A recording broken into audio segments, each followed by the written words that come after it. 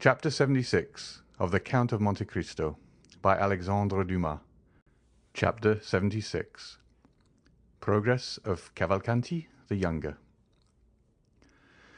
Meanwhile, Monsieur Cavalcanti the elder had returned to his service, not in the army of His Majesty the Emperor of Austria, but at the gaming table of the Baths of Lucca, of which he was one of the most assiduous courtiers.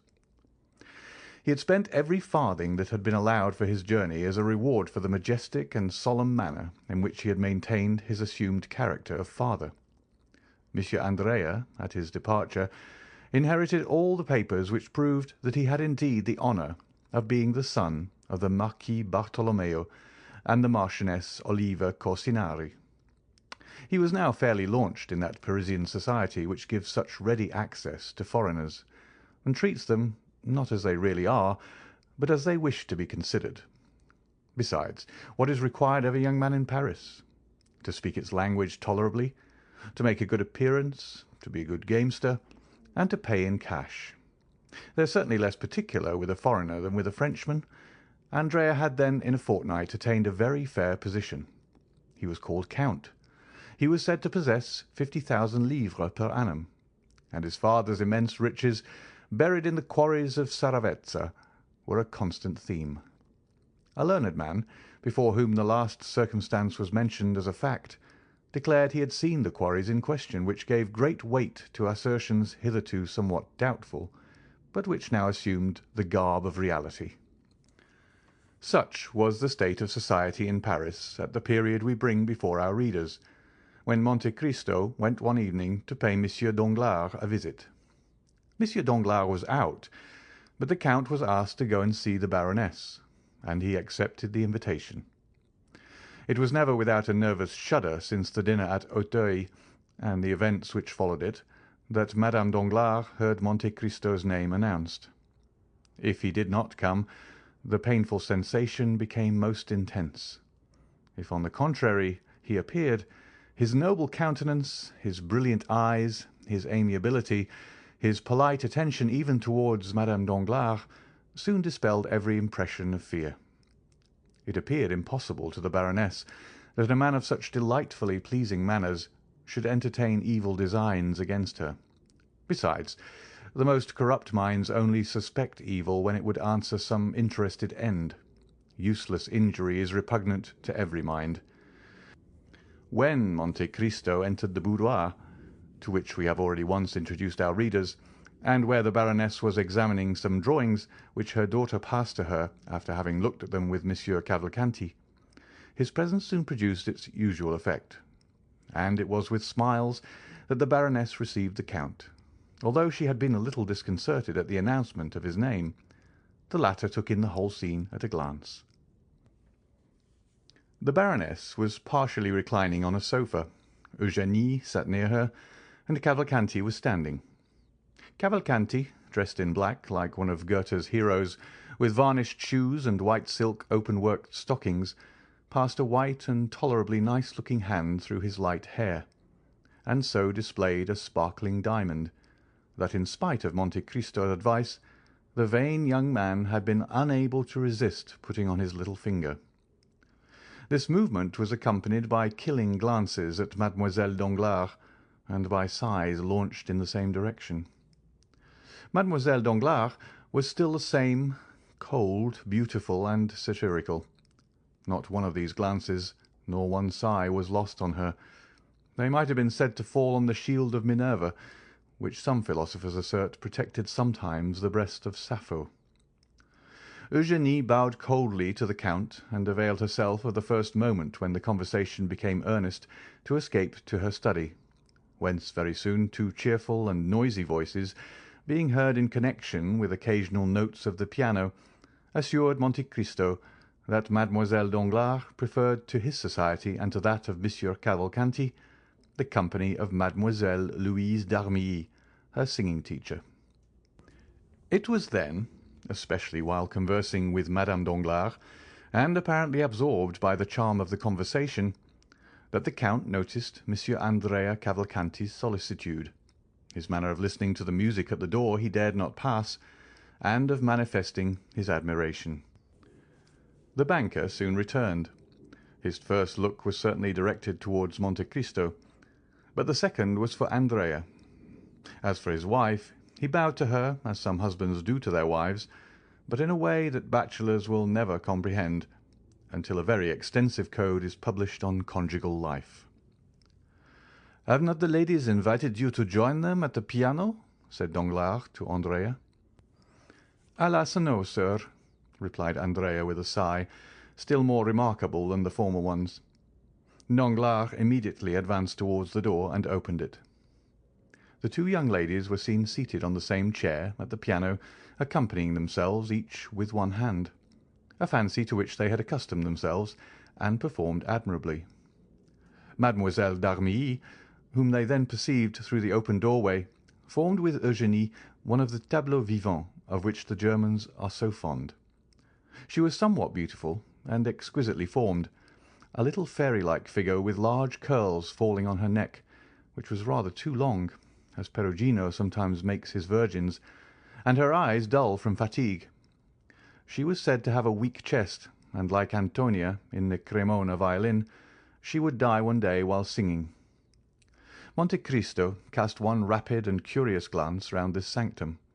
It was the first time he had ever seen Mademoiselle d'Armilly, of whom he had heard much. "Well," said the banker to his daughter, "are we then all to be excluded?" He then led the young man into the study, and either by chance or manoeuvre the door was partially closed after Andrea, so that from the place where they sat neither the Count nor the Baroness could see anything. But as the banker had accompanied Andrea, Madame Danglars appeared to take no notice of it.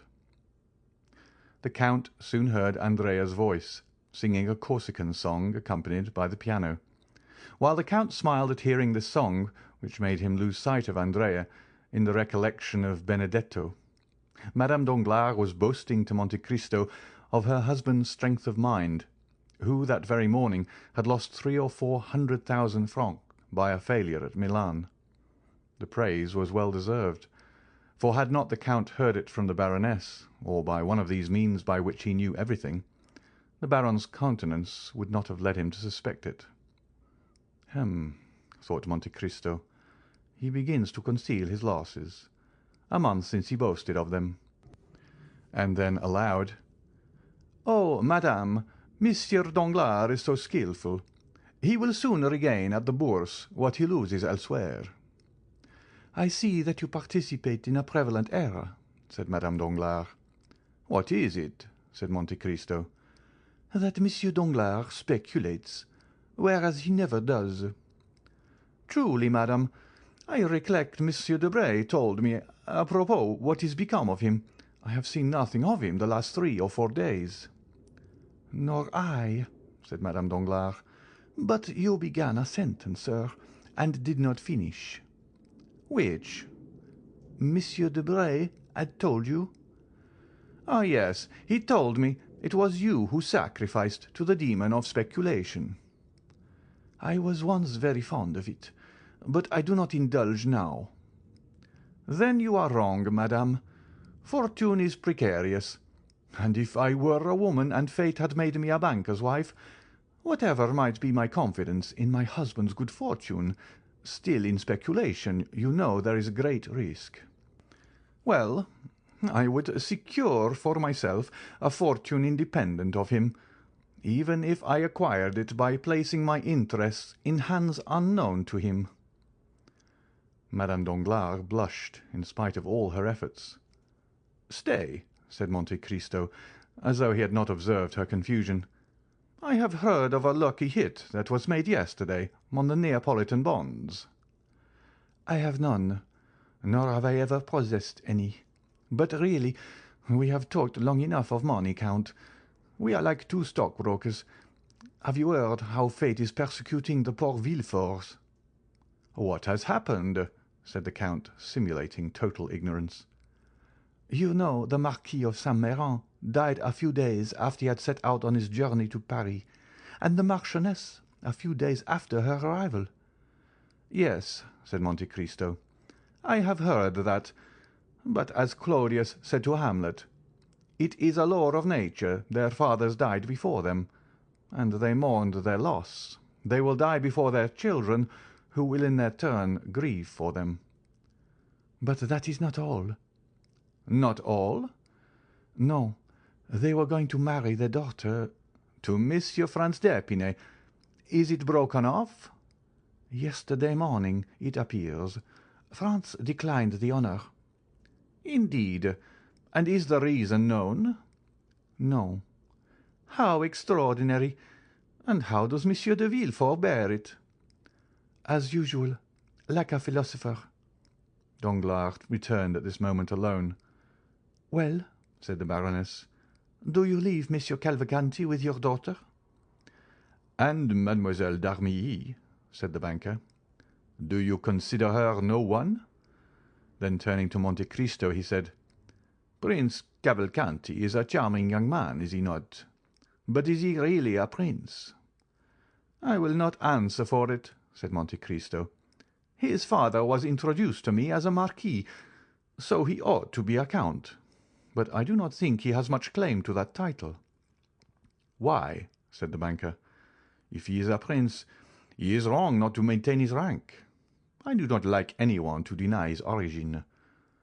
"Oh, you are a thorough democrat," said Monte Cristo, smiling. "But do you see to what you are exposing yourself?" said the Baroness. "If perchance Monsieur de Morcerf came, he would find Monsieur Cavalcanti in that room where he, the betrothed of Eugénie, has never been admitted." "You may well say perchance," replied the banker, "for he comes so seldom. It would seem only chance that brings him." "But should he come and find that young man with your daughter? He might be displeased." "He? You are mistaken. Monsieur Albert would not do us the honour to be jealous. He does not like Eugénie sufficiently. Besides, I care not for his displeasure." "Still, situated as we are—" "Yes. Do you know how we are situated? At his mother's ball he danced one with Eugénie and Monsieur Cavalcanti 3 times, and he took no notice of it." The valet announced the Vicomte Albert de Morcerf. The Baroness rose hastily and was going to the study when Danglars stopped her. "Let her alone," said he. She looked at him in amazement. Monte Cristo appeared to be unconscious of what passed. Albert entered, looking very handsome and in high spirits. He bowed politely to the Baroness, familiarly to Danglars, and affectionately to Monte Cristo. Then turning to the Baroness, "May I ask how Mademoiselle Danglars is?" said he. "She is quite well," replied Danglars quickly. "She is at the piano with Monsieur Cavalcanti." Albert retained his calm and indifferent manner. He might feel perhaps annoyed, but he knew Monte Cristo's eye was on him. "Monsieur Cavalcanti has a fine tenor voice," said he, "and Mademoiselle Eugénie a splendid soprano, and then she plays the piano like a Thalberg. The concert must be a delightful one." "They suit each other remarkably well," said Danglars. Albert appeared not to notice this remark, which was, however, so rude that Madame Danglars blushed. "I, too," said the young man, "am a musician. At least, my masters used to tell me so. But it is strange that my voice never would suit any other, and the soprano less than any." Danglars smiled, and seemed to say, "It is of no consequence." Then, hoping doubtless to effect his purpose, he said, "The prince and my daughter were universally admired yesterday. You were not of the party, Monsieur de Morcerf." "What prince?" asked Albert. "Prince Cavalcanti," said Danglars, who persisted in giving the young man that title. "Pardon me," said Albert. "I was not aware that he was a prince. And Prince Cavalcanti sang with Mademoiselle Eugénie yesterday? It must have been charming. Indeed, I regret not having heard them, but I was unable to accept your invitation, having promised to accompany my mother to a German concert given by the Baroness of Château Renaud." This was followed by rather an awkward silence. "May I also be allowed," said Morcerf, "to pay my respects to Mademoiselle Danglars?" "Wait a moment," said the banker, stopping the young man. "Do you hear that delightful cavatina? Ta-ta-ta, ti-ta-ta, ta-ta. It is charming. Let them finish. One moment. Bravi, bravi, brava." The banker was enthusiastic in his applause. "Indeed," said Albert, "it is exquisite. It is impossible to understand the music of his country better than Prince Cavalcanti does. You said prince, did you not? But he can easily become one, if he is not already. It is no uncommon thing in Italy. But to return to the charming musicians, you should give us a treat, Danglars, without telling them there is a stranger. Ask them to sing one more song. It is so delightful to hear music in the distance, when the musicians are unrestrained by observation." Danglars was quite annoyed by the young man's indifference. He took Monte Cristo aside. "What do you think of our lover?" said he. "He appears cool, but then your word is given." "Yes, doubtless. I have promised to give my daughter to a man who loves her, but not to one who does not. See him there, cold as marble and proud like his father. If he were rich, if he had Cavalcanti's fortune, that might be pardoned. Ma foi, I haven't consulted my daughter, but if she has good taste—" "Oh," said Monte Cristo, "my fondness may blind me, but I assure you I consider Morcerf a charming young man, who will render your daughter happy and will sooner or later attain a certain amount of distinction, and his father's position is good." Said Danglars. "Why do you doubt?" "The past, that obscurity of the past." "But that does not affect the son." "Very true. Now, I beg of you, don't go off your head. It's a month now that you have been thinking of this marriage, and you must see that it throws some responsibility on me, for it was at my house you met this young Cavalcanti, whom I do not really know at all." "But I do." "Have you made inquiry?" "Is there any need of that? Does not his appearance speak for him? And he is very rich." "I am not so sure of that." "And yet you said he had money." 50,000 livres. A mere trifle." "He is well educated." Said Monte Cristo in his turn. "He is a musician." "So are all the Italians." "Come, Count, you do not do that young man justice." "Well, I acknowledge it annoys me, knowing your connection with the Morcerf family, to see him throw himself in the way." Danglars burst out laughing. "What a Puritan you are!" said he. "That happens every day." "But you cannot break it off in this way. The Morcerfs are depending on this union." "Indeed?" "Positively." "Then let them explain themselves. You should give the father a hint. You are so intimate with the family." "I? Where the devil did you find out that?" "At their ball. It was apparent enough. Why, did not the Countess, the proud Mercédès, the disdainful Catalane, who will scarcely open her lips to her oldest acquaintances, take your arm, lead you into the garden, into the private walks, and remain there for half an hour?" "Ah, Baron, Baron," said Albert, "you are not listening. What barbarism in a megalomaniac like you!" "Oh, don't worry about me, Sir Mocker," said Danglars. Then turning to the count, he said, "But will you undertake to speak to the father?" "Willingly, if you wish it."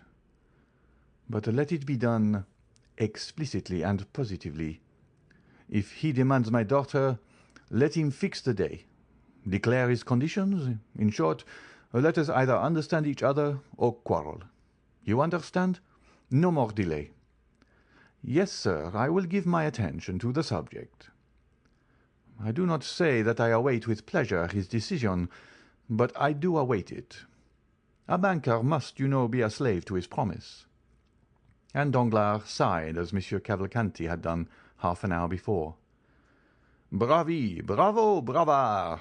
cried Morcerf, parodying the banker, as the selection came to an end. Danglars began to look suspiciously at Morcerf, when someone came and whispered a few words to him. "I shall soon return," said the banker to Monte Cristo. "Wait for me. I shall perhaps have something to say to you." And he went out. The Baroness took advantage of her husband's absence to push open the door of her daughter's study, and Monsieur Andrea, who was sitting before the piano with Mademoiselle Eugénie, started up like a jack-in-a-box. Albert bowed with a smile to Mademoiselle Danglars, who did not appear in the least disturbed, and returned his bow with her usual coolness. Cavalcanti was evidently embarrassed. He bowed to Morcerf, who replied with the most impertinent look possible. Then Albert launched out in praise of Mademoiselle Danglars' voice, and on his regret, after what he had just heard, that he had been unable to be present the previous evening. Cavalcanti, being left alone, turned to Monte Cristo. "Come," said Madame Danglars, "leave music and compliments, and let us go and take tea." "Come, Louise," said Mademoiselle Danglars to her friend. They passed into the next drawing-room, where tea was prepared. Just as they were beginning, in the English fashion, to leave the spoons in their cups, the door again opened, and Danglars entered, visibly agitated. Monte Cristo observed it particularly, and by a look asked the banker for an explanation. "I have just received my courier from Greece," said Danglars.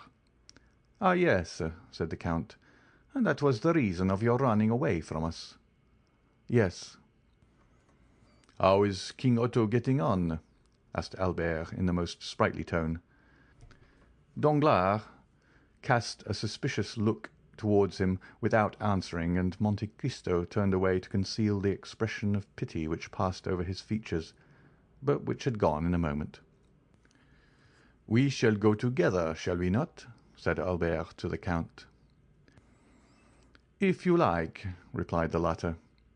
Albert could not understand the banker's look, and turned to Monte Cristo, who understood it perfectly. "Did you see," said he, "how he looked at me?" "Yes," said the count. "But did you think there was anything particular in his look?" "Indeed I did. And what does he mean by his news from Greece?" "How can I tell you?" "Because I imagine you have correspondents in that country." Monte Cristo smiled significantly. "Stop," said Albert. "Here he comes. I shall compliment Mademoiselle Danglars on her cameo while the father talks to you." "If you compliment her at all, let it be on her voice at least," said Monte Cristo. "No, every one would do that." "My dear Viscount, you are dreadfully impertinent." Albert advanced towards Eugénie, smiling. Meanwhile Danglars, stooping to Monte Cristo's ear, "Your advice was excellent," said he. "There is a whole history connected with the name Fernand and Janina." "Indeed," said Monte Cristo. "Yes, I will tell you all. But take away the young man. I cannot endure his presence." "He is going with me. Shall I send the father to you?" "Immediately." "Very well." The count made a sign to Albert, and they bowed to the ladies and took their leave, Albert perfectly indifferent to Mademoiselle Danglars' contempt, Monte Cristo reiterating his advice to Madame Danglars on the prudence a banker's wife should exercise in providing for the future. Monsieur Cavalcanti remained master of the field. End of chapter 76.